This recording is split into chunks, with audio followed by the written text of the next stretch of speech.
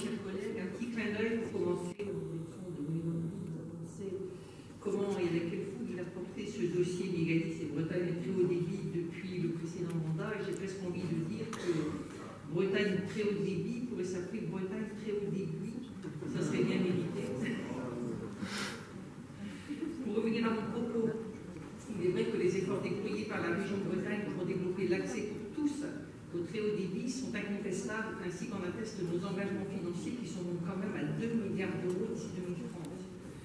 Autant dire que les investissements pour la LGV DGV d'un côté et pour Bretagne très haut débit de l'autre représentent une charge très importante dans notre budget régional, mais sont un investissement intelligent pour une péninsule connectée vers un monde ouvert à 360 degrés et accessible à grande vitesse.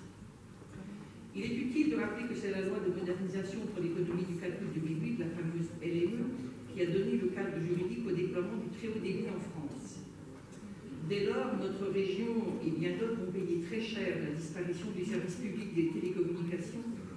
France Télécom, qui, fondée sur les principes de l'égalité d'accès aux services et à la péréquation tarifaire, permettait de faire les investissements nécessaires sur tout le territoire afin de répondre partout et au même tarif aux besoins des usagers.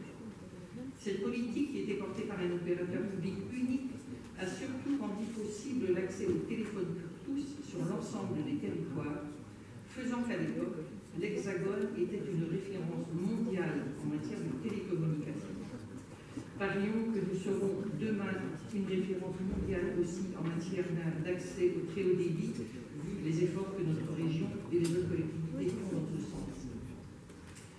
Aujourd'hui, les collectivités territoriales tentent de remédier difficilement ce que les politiques de privatisation des grands services publics de réseau ont détruit depuis les années 90 au bénéfice des opérateurs du secteur privé marchand et des dividendes de leurs actionnaires, et c'est là le défi relevé par notre région.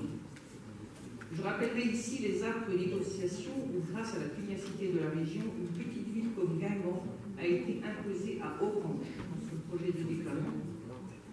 La région Bretagne, soucieuse d'un aménagement juste et équilibré du territoire, n'a pas reculé devant l'effort financier qu'exigeait cette volonté du très haut débit pour tous à l'horizon 2030, afin d'éviter la fracture numérique qui aurait été de mise si la seule logique libérale de l'opérateur privé avait prévalu.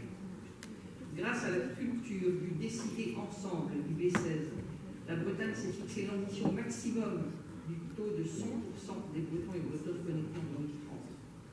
Le principe du 1 pour 1, une prise urbaine pour une prise rurale, est le signe d'une volonté politique plusieurs fois affirmée de ne privilégier aucun territoire et de n'en laisser aucun à la traîne.